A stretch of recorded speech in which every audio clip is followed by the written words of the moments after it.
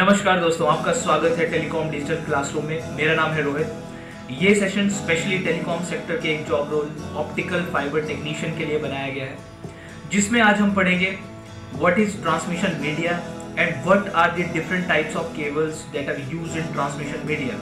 तो आइए बिना किसी देरी के शुरू करते हैं। Let us start. आइए सबसे पहले हम जानेंगे ट्रांसमिशन मीडिया के बारे में। ट्रांसमिशन मीडिया क्या होता है? ट्रांसमिशन मीडिया एक ऐसा मीडियम है जिसकी मदद से मेरा सिग्नल ट्रैवल करता है एक जगह से दूसरी जगह में। ट्रांसमिशन मीडिया दो टाइप्स के होते हैं, वायर्ड और वायरलेस। वायर्ड ट्रांसमिशन मीडिया में केबल्स का इस्तेमाल किया जाता है, जबकि वायरलेस मीडिया में इंफ्रारेड और माइक्रोवेव्स का इस्तेमाल किया जाता है। वायर्ड ट्रांसमिशन मीडिया में तीन टाइप्स की केबल होती हैं, coaxial cables, twisted pair cables and fibre optics cables. तो आइए तीनों के बारे में बारी बारी करके जानते हैं। सबसे पहले हम पढ़ेंगे कोएक्सियल केबल्स के बारे में। कोएक्सियल केबल दो टाइप की होती हैं, थिकनेट और थिननेट। जैसा कि आपको नाम से पता चल रहा है, थिकनेट यानी ये वाली केबल थोड़ी मोटी होती है थिननेट केबल के मुकाबले।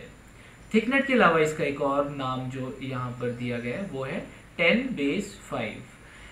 IEEE स्टैंडर्ड्स के हिसाब से इसका नाम 10⁻⁵ भी बोला जाता है। इसको 10 का मतलब है 10 Mbps की स्पीड से ये ट्रैवल करता है, और 5 का मतलब है 500 मीटर इसकी सेगमेंट लेंथ होती है, यानी ये एक फ्रीक्वेंसी पर 500 मीटर तक ट्रैवल कर सकता है।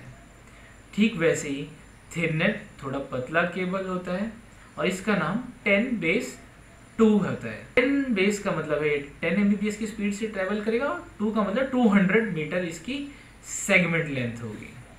अब आप सोच रहे होंगे ये केबल्स कौन सी केबल्स होती हैं? आपने इन केबल्स को अपने घर पर, अपने टीवी में या सेट टॉप बॉक्स के साथ अटैच हुआ देखा होगा। ये देखिए, कुछ याद आया आपको? इस इमेज में इन केबल्स को देखकर आपको याद आया होगा कि ये तो घर पे टीवी में सेट टॉप बॉक्स के साथ भी जुड़ी होती है। जो ये वाली केबल है, जो थोड़ी मोटी है, थोड़ी थिक है, ये है थिकनेट केबल, और जो थोड़ी पतली है वो है थिननेट केबल। और ये जो सामने ये जो रखे हैं इंस्ट्रूमेंट्स, ये कनेक्टर्स हैं जिन्हें BNC कनेक्टर्स कहा जाता है। इन कनेक्टर्स में ये केबल्स को जोड़ा जाता है। आइए अगली केबल्स के बारे में पढ़ते हैं। अब इसके स्ट्रक्चर के बारे में हम जानेंगे, इसका इंटरनल स्ट्रक्चर कैसा होता है। सबसे पहले इसके अंदर होती है कॉपर वायर। कॉपर वायर की मदद से ही सारा डेटा ट्रैवल करता है इस केबल के अंदर। और इसके बाद ऊपर होती है इंसुलेशन। ये जो ब्लैक कलर की है इसको बोलते हैं इंसुलेशन। इंसुलेशन का मतलब है एक प्रोटेक्टिव लेयर, इसको कॉपर वायर को प्रोटेक्ट करती है। ये या फिर टेफलॉन की बनी होती है या PVC से इसको बनाया जाता है ताकि कोई लॉस ना हो सके। इसके बाद लगा होता है कॉपर मैश, यानी कॉपर मैश का जो उपयोग है वो RFI, EMI। RFI यानी रेडियो फ्रीक्वेंसी इंटरफेरेंस, EMI मतलब इलेक्ट्रोमैग्नेटिक इंटरफेरेंस। किसी भी प्रकार की इंटरफेरेंस, बाहर से आने वाली किसी भी बाधा को रोकने के लिए कॉपर मैश का इस्तेमाल किया जाता है।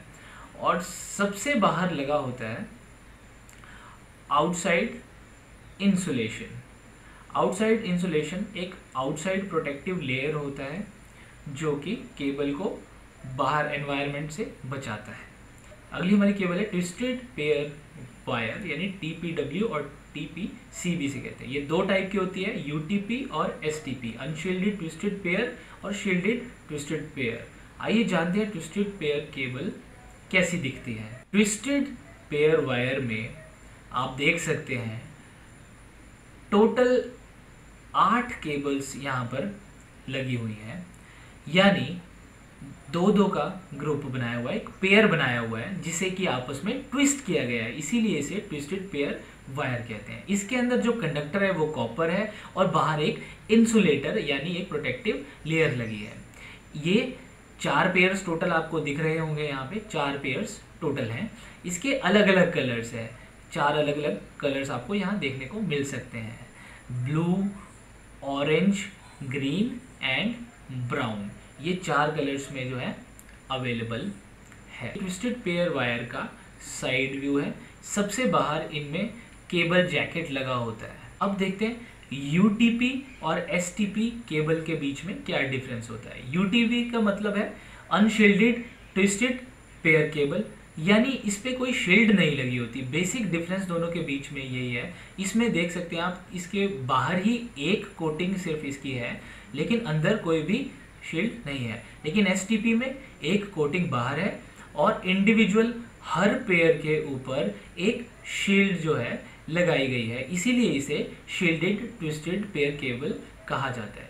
शील्डेड ट्विस्टेड पेयर केबल जो है ज़्यादा सिक्योर होती है UTP के मुकाबले, और इसीलिए STP केबल थोड़ी ज़्यादा एक्सपेंसिव भी हो जाती है UTP केबल के मुकाबले। आइए इनकी और कैटेगरीज के बारे में पढ़ते हैं। UTP और STP केबल्स को ज़्यादा कैटेगरी में बांटा गया है। इन्हें Cat 1, Cat 2, Cat 3 से लेकर Cat 7 तक के नाम दिए गए हैं। आप इस टेबल में देख सकते हैं, इसमें डेटा रेट, लेंथ और केबल टाइप दिया गया है। जैसे Cat 1 की स्पीड जो है वो 1 Mbps तक सपोर्ट करता है, Cat 2 4 Mbps, Cat 3 10 Mbps, Cat 4 16 Mbps और Cat 5 100 Mbps, Cat 5e 1 Gbps, Cat 6 10 Gbps, Cat 6a 10 Gbps और Cat 7 10 Gbps।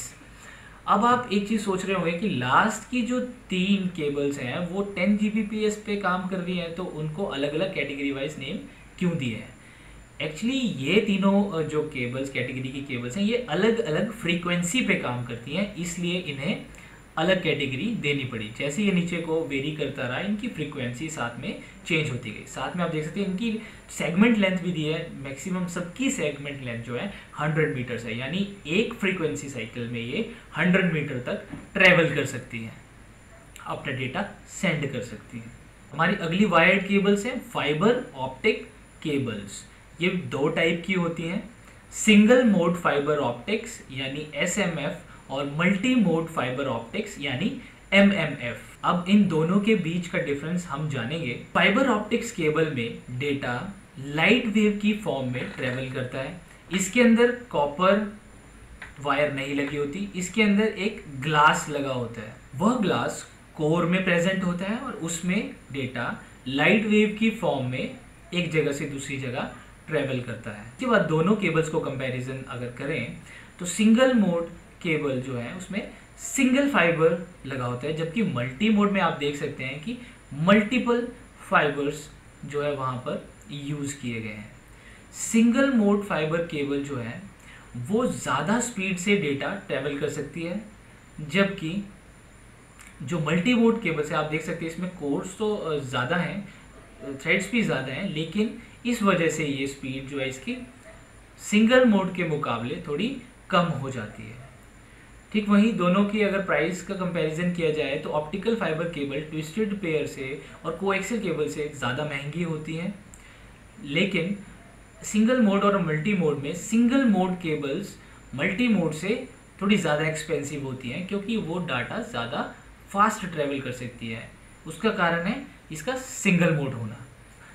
अब मल्टी मोड का एक ड्रॉबैक ये है कि अगर हम इसे 45 डिग्री के एंगल पर अगर मोड़ते हैं तो इसके फाइबर्स जो हैं वो ब्रेक हो जाते हैं, जबकि सिंगल मोड केबल में ऐसा नहीं होता।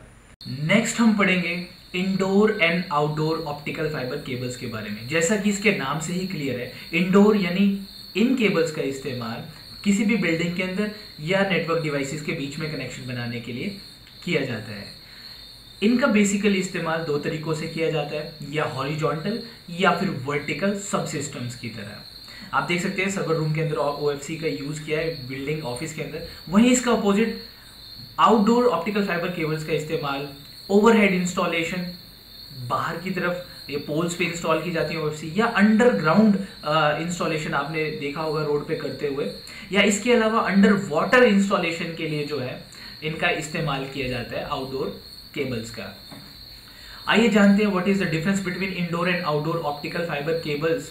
तो सबसे पहले इंडोर ऑप्टिकल फाइबर केबल्स को की जो है लो टेंसाइल स्ट्रेंथ होती है, इन्हें बिल्डिंग्स के अंदर यूज करते हैं, इसलिए बहुत ज़्यादा स्ट्रेच मजबूती नहीं इनमें होती। इसके अलावा पुअर प्रोटेक्टिव लेयर इनकी होती है, क्योंकि बिल्डिंग और कंप्यूटर डिवाइसेस के बीच में कनेक्शन बनाना होता है। पोर्टेबल होती है, आसानी से लाई ले जाई जा सकती है। इकोनॉमिकल होती हैं, दूसरों के अलावा सस्ते प्राइस में ये मिल जाती हैं। वहीं इसका अपोजिट आउटडोर की हाई टेंसाइल स्ट्रेंथ होती है, क्योंकि इन्वायरमेंट की इन्हें मार झेलनी पड़ती है। स्ट्रॉन्ग प्रोटेक्टिव लेयर इनकी बनाई जाती है, क्योंकि इन्हें अंडरग्राउंड और अंडर वाटर जो है इन्हें इंस्टॉल करना पड़ता है। वहीं एक इसका ड्रॉबैक अगर आप बोले तो एक्सपेंसिव होती हैं, क्योंकि इनकी आउटर लेयर बहुत ज़्यादा स्ट्रॉन्ग होती है। इसके अलावा इन्हें एक जगह से दूसरी जगह कैरी करना, पोर्ट करना इतना ईजी नहीं होता है जितना कि इंडोर ऑप्टिकल फाइबर केबल को कैरी करना ईजी होता है। उम्मीद है आपको समझ में आया होगा। नेक्स्ट सेशन में हम पढ़ेंगे types of indoor and outdoor optical fibre cable.